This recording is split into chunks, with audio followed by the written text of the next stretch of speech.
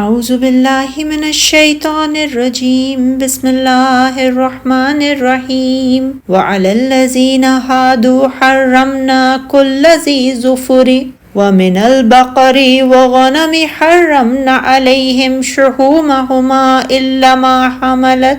إلا ما حملت ظهورهما أو الهوايا أو ما اختلط بعظم ذلك جزيناهم ببغيهم وإنا لصادقون۔ اور جو لوگ یہودی ہوئے ان پر ہم نے ہر ناخن والا جانور حرام کیا تھا، اور گائے اور بکری میں سے ان پر ان کی چربی حرام کی تھی، سوائے اس چربی کے جو ان کی پیٹھوں یا آنتوں کے ساتھ لگی ہو یا ہڈی کے ساتھ ملی ہوئی ہو۔ یہ سزا ہم نے انہیں ان کی سرکشی کے باعث دی تھی، اور بے شک ہم سچے ہیں۔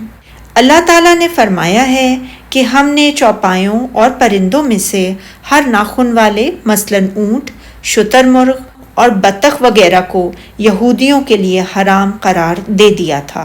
ارشاد الہی، اور گایوں اور بکریوں سے ان کی چربی کو ہم نے حرام کر دیا تھا۔ صدی بیان کرتے ہیں کہ یہودیوں کے لیے بھیڑ، بکریوں اور گایوں کی خصوصاً ان کے گردوں کی چربی کو حرام قرار دے دیا تھا، اور یہودی بات یہ بناتے تھے کہ چربی کے استعمال کو چونکہ حضرت یعقوب علیہ السلام نے اپنے لیے حرام قرار دے لیا تھا،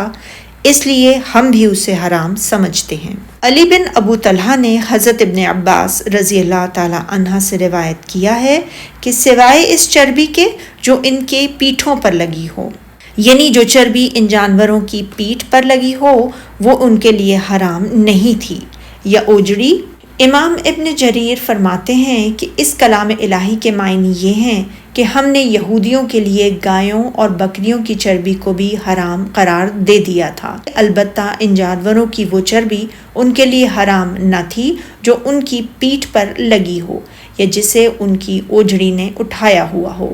ارشاد الہی، یعنی وہ چربی جو ہڈی کے ساتھ ملی ہو، وہ بھی ہم نے یہودیوں کے لیے حلال قرار دے دی تھی۔ ابن جریج فرماتے ہیں ان کے لیے وہ چربی حلال تھی جو جانور کی چکی اور دم کے ساتھ لگی ہو، اسی طرح ہر وہ چربی جو پایوں، پہلو، سر، آنکھ اور ہڈی کے ساتھ لگی ہوتی تھی، وہ بھی ان کے لیے حلال تھی۔ ارشاد الہی، یہ سزا ہم نے ان کو ان کی سرکشی کے سبب دی تھی، یعنی ہم نے انہیں اس تنگی اور مصیبت میں ان کی شرارت، بغاوت اور ہمارے احکام کی مخالفت کی وجہ سے مبتلا کیا تھا،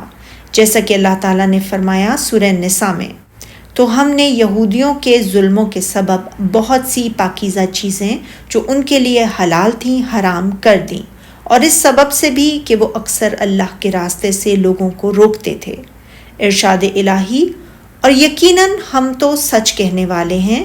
یعنی ہم نے ان کے ظلموں کی وجہ سے انہیں جو سزا دی ہے تو اس میں ہم عدل کرنے والے ہیں۔ ابن جریر فرماتے ہیں اسی کے معنی یہ ہیں، اے محمد صلی اللہ علیہ وآلہ وسلم، ہم نے آپ کو جو یہ خبر دی ہے کہ ہم نے ان چیزوں کو ان کے لیے حرام قرار دے دیا تھا تو ہم اس میں سچے ہیں، اور یہودیوں کی یہ بات جھوٹ پر مبنی ہے کہ حضرت یعقوب علیہ السلام نے ان چیزوں کو اپنے لیے از خود حرام قرار دے لیا تھا۔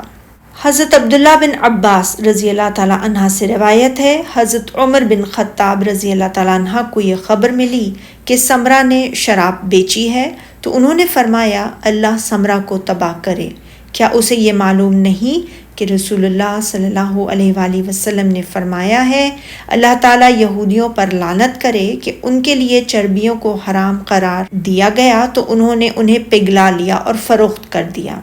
حضرت جابر بن عبداللہ رضی اللہ تعالیٰ عنہ سے روایت ہے، میں نے رسول اللہ صلی اللہ علیہ وآلہ وسلم کو فتح مکہ کے سال مکہ میں فرماتے ہوئے سنا، بے شک اللہ اور اس کے رسول نے شراب، مردار، خنزیر اور بتوں کے بیچنے سے منع کیا ہے۔ عرض کی گئی، اے اللہ کے رسول صلی اللہ علیہ وآلہ وسلم، مردہ جانوروں کی چربی کے متعلق آپ کیا فرماتے ہیں؟ کیونکہ اس سے کھالوں کو چکنائی لگائی جاتی ہے اور کشتیوں کو روغن کیا جاتا ہے، اور اس سے لوگ چراغوں کو جلاتے ہیں۔ آپ نے فرمایا نہیں، وہ حرام ہے۔ پھر رسول اللہ صلی اللہ علیہ وآلہ وسلم نے اس موقع پر فرمایا، اللہ تعالیٰ یہودیوں کو تباہ و برباد کرے، ان کے لیے جب چربیوں کو حرام قرار دیا گیا تو انہوں نے انہیں پگھلا لیا اور انہیں بیچ دیا، پھر ان کی قیمت کھا گئے۔ سبحانک اللہم و بحمدک، اشہد ان لا الہ الا انت، استغفرک و اتوب الیک۔